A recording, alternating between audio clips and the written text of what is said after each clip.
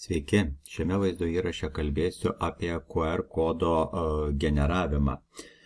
Visuotinėje lietuvių enciklopedijoje sakoma, kad QR kodas yra 2 dimensijų optiškai nuskaitomas brūkšninis kodas, kurio paskirtis perduoti informaciją į išmanųjį įrenginį apie kokį nors objektą. Kode gali būti tekstinė, vaizdinė informacija, nuoroda į interneto puslapį ar kitokį šaltinį.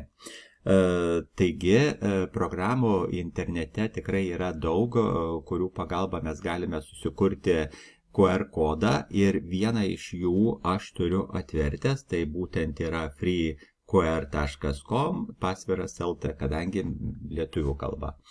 Na ir ką mes pirmiausiai galime pasidaryti, tai galime, jeigu norime pasikeisti fono spalvą, pasikeisti šitų taškelių QR kodo spalvą, dydį pasikeisti ir kokybę. Tai jeigu norime visą šitą galime pasidaryti, galime foną skaidrų padaryti, tada jeigu kažkur uždėsime šitą brūkšninį kodą, tada jau bus matomas fonas toks, koks bus tame šaltinėje, kurį mes įdėsime. Na ir toliau yra galimybė pasirinkti, kokį mes norime matyti rėmelį.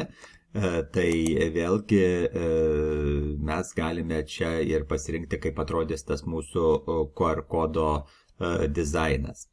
Na, o dabar jau pradėkime kurti patį QR kodą. Tai pirmiausiai parodysiu, kaip susikurti svetainės QR kodą. Tiesiog paprasčiausiai reikėtų parašyti čia tos svetainės, kurios mes kuriame, tarkime, aš sukursiu lrt.lt, užrašome tiksliai svetainės pavadinimą ir viskas. Ir mums daugiau kaip ir nieko nereikia. Mes galime generuoti kodą ir turime tą kodą jau sugeneruotą. Tiesa, spalva nusistatė, netyčia spraktelėjau. Tai dabar turime tokią spalvą. Jeigu aš norėčiau, aš galėčiau šitą spalvą greitai nutemti šitą taškelį į patį kampelį, bus visose fraidelės ir tai reiškia, kad tai yra balta spalva. Na ir tada dar sykeli generuoju kodą ir mano kodas jau dabar atrodo taip. Kai kodas yra sugeneruotas, tada man belieka jį parsisiųsti PNG formatus, SVG formatu SVG, EPS SVG galėsime mes keisti kodo dydį ir neprarasime kokybės. PNG formatas, tai jis gali būti ir skaidrus ir panašiai. Na ir dabar belieka tik tais įsaugoti, tarkim, LRT QR, aš įsisaugau, pasirinkti, aišku, reikėtų, kur aš noriu įsisaugoti. Na ir tokiu būdu tas kodas yra atsiunčiamas ir dabar mobiliajame įrenginyje, turėdami tą kodą, galime jį įdėti į bet kurį, sakykime, dokumentą, nusiųsti kam nors, nežinant, kas čia yra po jo, ir tokiu būdu mes jau nuskaitytume tą kodą ir turėtume mobiliajame internete. Taip galime nuorodas į užduotis kažkokias, tarkime, jeigu kalbame apie kokius mokytojų ir mokinių santykius, tai galime, tarkim, mokytojas gali sugalvoti mokiniams užduotis paslėptas po QR kodu, mokiniai nusiskaito su išmaniuoju ir tada jau jie mato tas užduotis.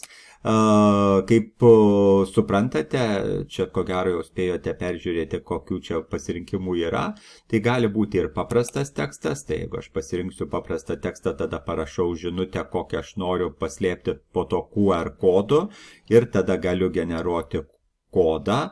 tarkime, galbūt kažkokia tekstinė užduotis, sakykime, parašyta ir sugeneruotas kodas ir kol nebus nuskaitytas tas kodas pateiktas, tol nežinos, kokia ten ta užduotis, niekas nematys.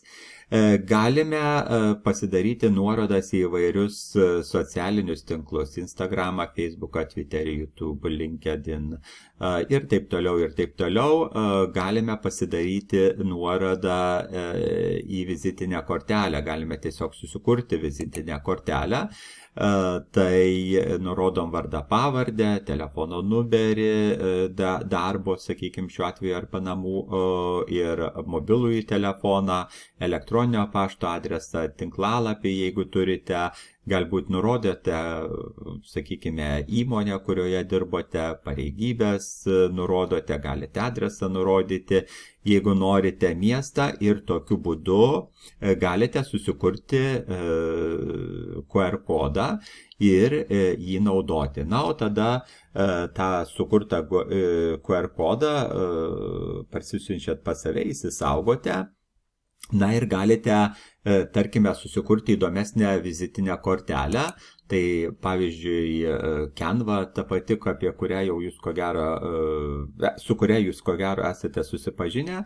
Canva siūlo įvairių šablonų ir tarkime, va čia aš turiu šabloną, kur beliektų toje vietoje įstatyti tą savo sukurtą QR kodą ir va tokią kortelę, vizitinę kortelę atspausdinus, čia aišku tekstus pakeitus tuos, jau mes galėtume pateikti informaciją apie save, tačiau to informacija būtų matoma tik tada, kada būtų nuskaitomas tas QR kodas. Tada pasimatytų ir jūsų vardas, pavardė, ir kontaktai pasimatytų, ir pareigos, ir įmonė, ir panašiai, ir panašiai. Tai kažkiek tai, sakykime, apsaugotų nuo tos duomenų vagystės ir tokią vizitinę kortelę net taip greitai būtų galima netaip greitai matytus ta plika akimi, reikėtų jau telefoną įsitraukti, kažkaip nuskenuoti tą kodą, jeigu kas nors bandytų sužinoti tą informaciją apie jūs, čia jau kiltų papildomų problemų. Tai kažkiek tai ir saugo to pačiu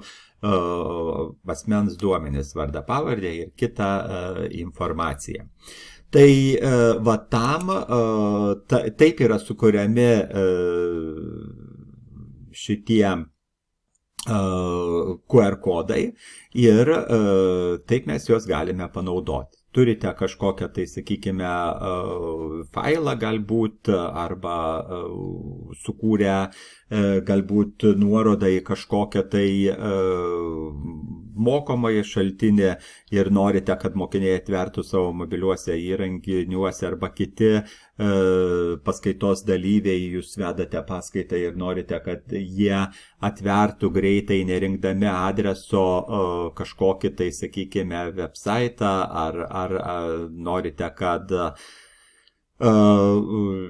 atvertų kažkokią užduotį, atsakytų į kažkokį klausimą ir panašiai, tai jūs sukuriate QR kodą ir tokiu būdu labai lengvai paskelbėte tą informaciją, o jūsų klausytojai labai greitai gali atverti tą jūsų norimą informacijos šaltinį. Tai tiek trumpai apie QR kodo kūrimą.